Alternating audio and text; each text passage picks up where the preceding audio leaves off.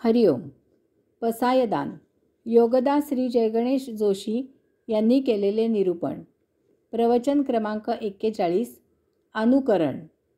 आपण मागील लेखामध्ये वेदव्यास मुनींपासून ज्ञानेश्वर माऊलींच्या समकालीन संत प्रभूतींनी केलेले अनुगमन आणि त्यानंतर तुकाराम महाराज, श्री रामदास स्वामी यांच्या काळापर्यंत केलेले अनुसरण पाहिले. यानंतर सुरू झाले अनुकरण. सुदैवाने हळूहळू मुसलमान राजवट बाजूला गेली, परंतु दुर्दैवाने त्या जागी इंग्रजांची राजवट भारतावर सुरू झाली. इंग्रज येथे 150 वर्षे राहिले. त्यांनीही भारतीय लोकांवर अनन्वित अत्याचार केले, छळले, बाटवले, अब्रूचे धिंडवडे काढले.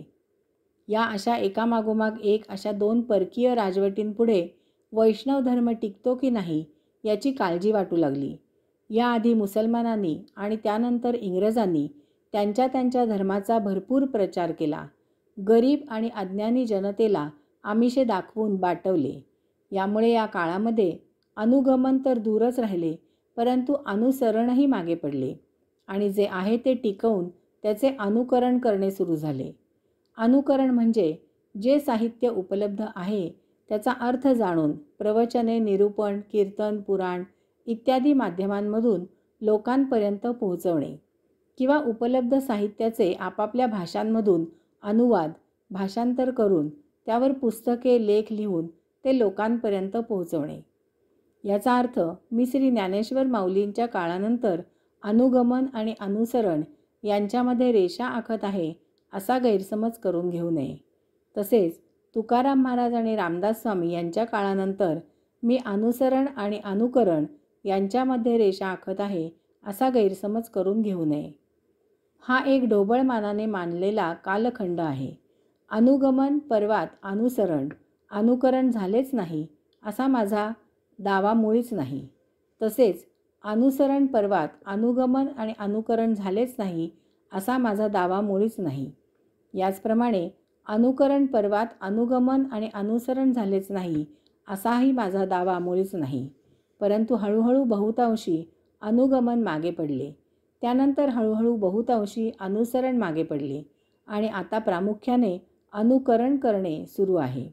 आपण सर्वत्र पाहता की पुराण काळामधील ग्रंथांचे किंवा जुन्या ग्रंथांचे आपापल्या भाषेमध्ये अनुवाद केले जात आहेत आणि त्यांची पुस्तके छापली जात आहेत. यावर याचप्रमाणे प्रवचने, निरूपणे, पुराणे, कीर्तने केली जात आहेत. त्यांच्या ध्वनिफिती विकल्या जात आहेत. अशा सर्वांकडून यामध्ये फार म्हणजे अगदी क्वचित स्वतंत्र लिखाण केले जात आहे आणि विशेष म्हणजे असे स्वतःला ज्ञानी, विद्वान, पंडित समजत आहेत. फार थोड्या जणांना याचा सत्य आवाका माहीत आहे, ते याबाबत मौन आहेत.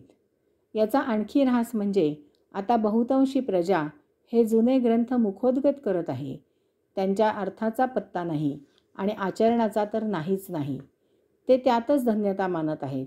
अशा घनपाठींना बक्षिसे दिली जातात, त्यांचा उदो केला जातो, त्यांच्या स्पर्धा परीक्षा घेतल्या जातात.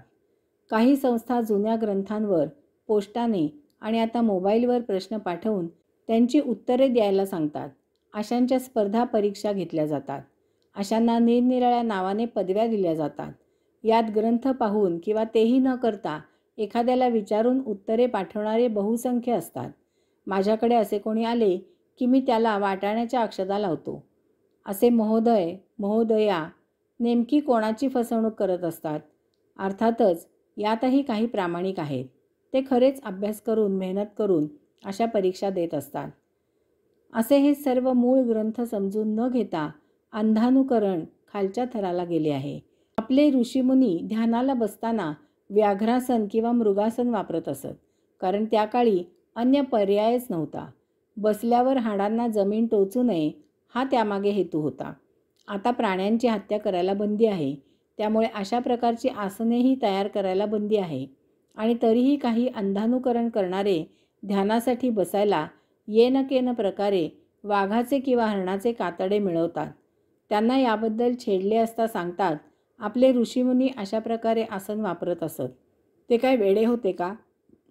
पहिल्या बाजीरावांवर सिनेमा काढला गेला. बाजीरावांचे काम करणारा नट फार प्रसिद्ध होता. त्याने सिनेमात शेंडी ठेवली होती. म्हणून तरुण तशी शेंडी ठेवू लागले. हे अंध सांगतात असे आम्हाला वाटले म्हणून आम्हीही तसे करतो. यामुळे लय भारी वाटते. अनुकरण करताना त्यामागील हेतू विचारात न घेता आंधळेपणाने अनुकरण करणे ही अध्यात्मासाठी अधोगती आहे आणि अध्यात्माची अधोगती समाजाला फार काळ परवडणारी नाही. हे मानवी मूल्यांना फार झपाट्याने ऱ्हासाकडे घेऊन जाणारे ठरणार आहे. यामुळे माऊली पसायदानामधून ग्रंथांचे जे महात्म्य गौरव गात आहेत त्याला फार महत्त्व आहे. त्यांनी स्वतःला पसायदान मागताना मी ग्रंथनिर्मिती केली आहे असे सांगत आहेत. माऊलींची ग्रंथनिर्मिती अनुगमन करून झालेली आहे. त्यामुळे ते ग्रंथ विश्वव्यापी विश्वाला दिपवून टाकणारे आहेत. त्यात संकोचित स्वतःसाठी विचार मुळीच नाही. सर्व काही विश्वव्यापी मानवी कल्याणासाठी आहे. आज वाचन संस्कृती टिकावी म्हणून खटपट करावी लागत आहे. याला बहुतांशी मोबाईल आणि चॅनलवरील करमणूक कारण आहे. यामुळे पुस्तके झाकोळून त्यांची किंमत रद्दी झाली आहे आणि यामुळे माऊलींनी अत्यंत महत्त्वाची अशी शेवटची मागणी केली आहे, ग्रंथ गौरव. हरिओम.